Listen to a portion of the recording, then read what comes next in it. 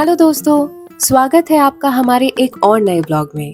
अभी इस वक्त हम लोग मौजूद हैं एर्नाकुलम स्टेशन पर कोची में और आज का हमारा सफर होने वाला है कोची से लेके कन्याकुमारी तक, जिसे इंडिया का लास्ट एंड पॉइंट कहा जाता है। तो चलिए निकल पड़िए हमारे साथ इस रोमांचक सफर पर।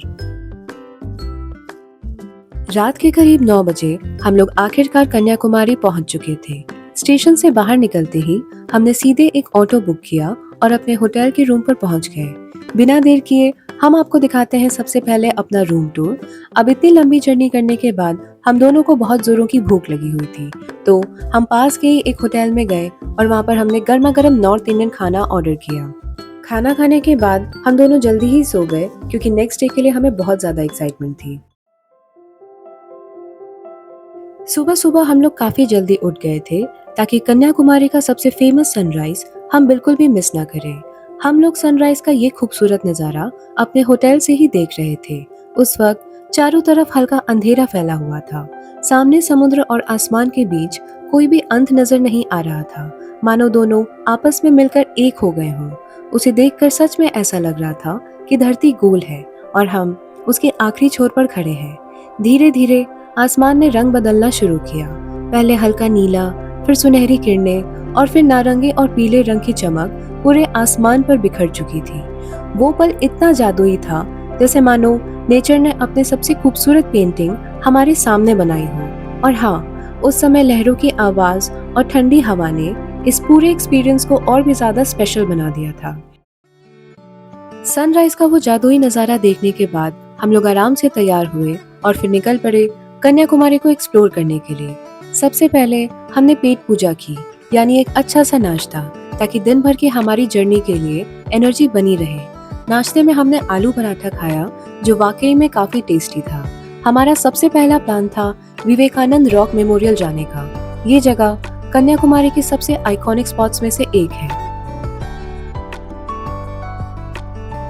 सबसे पहले हमने वहां जाकर टिकट लिया ताकि हमें लंबी लाइन में ना लगना पड़े और जल्दी से फेरी पर चढ़ने का मौका मिल जाए। फिर भी हमें थोड़ी देर लाइन में खड़ा होना पड़ा और हम पेशेंटली अपनी फेरी का इंतजार करने लगे। थोड़ी ही देर में हमारी फेरी आ चुकी थी और फिर हम उस पर बैठकर धीरे धीरे समुद्र को पार करते हुए उस छोटे से रॉक आइलैंड की तरफ बढ़ने लगे। चारों तरफ फैला नीला समंदर, ठंडी हवा और बीच में वो शानदार मेमोरियल, सच में बिल्कुल अलग ही फील था।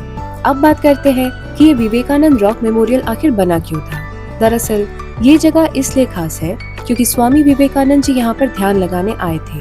कहते हैं कि उन्होंने समुद्र के बीच इस चट्टान पर गहरी साधना की थी और यहीं से उन्हें अपने जीवन का नया दृष्टिकोण और प्रेरणा मिली। इसी वजह से बाद में यहाँ पर ये मेमोरियल बनाया गया। यहीं पर एक विवेकानंद मंदिर भी बना हुआ है, जहाँ अंदर जाकर आपको एक बहुत ही पवित्र और शांत वातावरण महसूस होता है। मंदिर का आर्किटेक्चर और वहाँ की शांति सच में इस जगह को और भी ज्यादा स्पेशल बना देती है। सोचिए, समुद्र के बीचों बीच एक छोटा सा रॉक आइलैंड और उस पर खड़ा ये भव्य मेमोरियल और मंदिर। ये नजारा इतना यूनिक है कि शब्दों में बयां कर पाना मुश्किल है।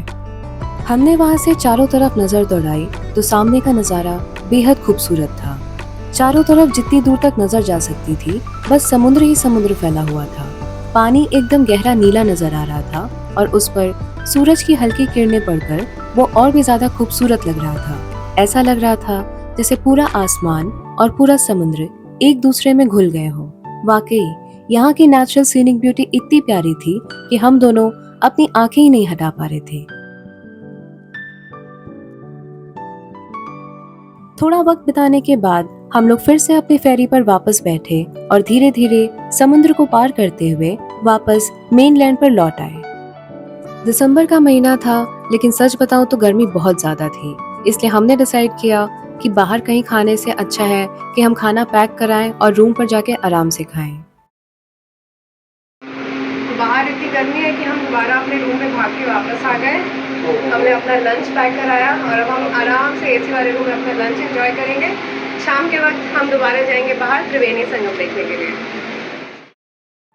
थोड़ी देर रेस्ट करने के बाद शाम के करीब 5 बजे हमने जब अपने होटल की बालकनी से बाहर नजर डाली तो सामने का नजारा कमाल का था। यहाँ से विवेकानंद रॉक मेमोरियल एकदम साफ नजर आ रहा था। इसके बाद हमारा प्लान था त्रिवेणी संगम जाने का।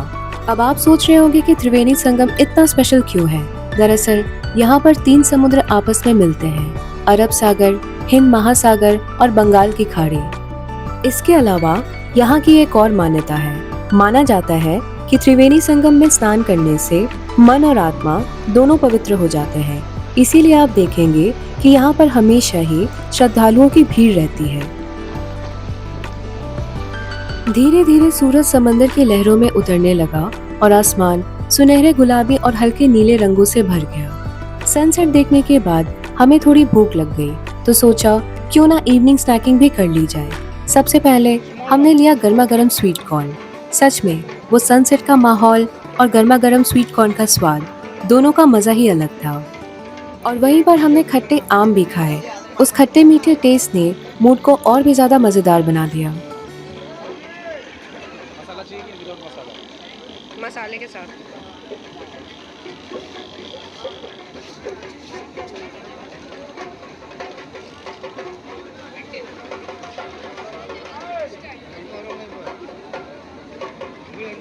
अम्मा रेंडु कान।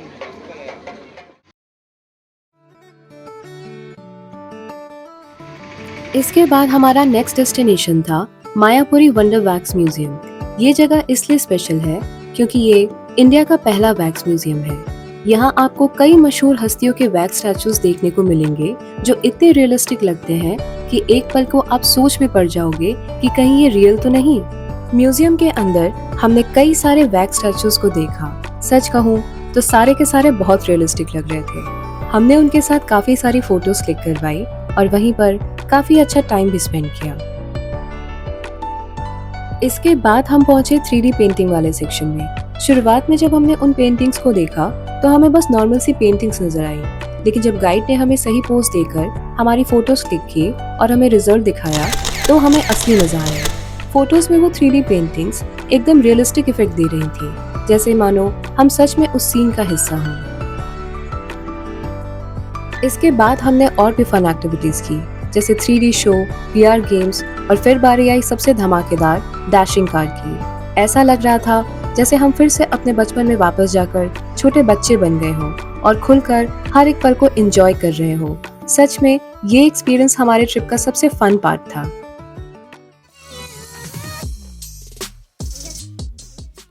इतनी सारी मस्ती और फन एक्टिविटीज के बाद हम लोगों ने फटाफट से डिनर किया और फिर वापस अपने होटल लौट आए। रात का जो नज़ारा हमारे होटल से दिख रहा था वो वाकई में कमाल का था। सामने से समुद्र की लहरों की आवाज आ रही थी और चारों तरफ हल्की हल्की रोशनी फैली हुई थी। उस पल का माहौल इतना सुकून भरा था कि सारी थकान पल भर में गायब हो गई।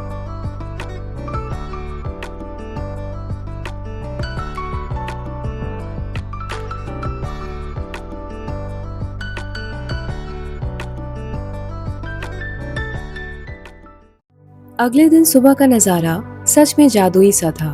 हल्की हल्की ठंडी हवा, लहरों की आवाज और आसमान पर फैले सुनहरे रंग, सब कुछ मिलकर एक ऐसा माहौल बना रहे थे जिसे शब्दों में बयां कर पाना बेहद मुश्किल है। धीरे धीरे शहर जाग रहा था और अब बारी आ चुकी थी कि हम कन्याकुमारी को अलविदा कहें।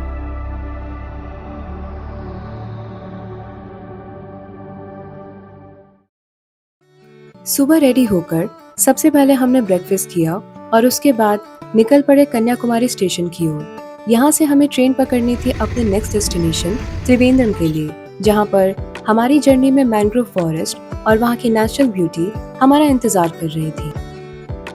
तो दोस्तों, आज का व्लॉग हम यहीं एंड करते हैं। अगर आपको हमारी ये जर्नी पसंद आई हो तो चैनल को सब्सक्राइब करना, लाइक और शेयर करना मत भूलिएगा। तो मिलते हैं त्रिवेंद्रम में एक नई जर्नी के साथ। See you in the next vlog. Bye bye.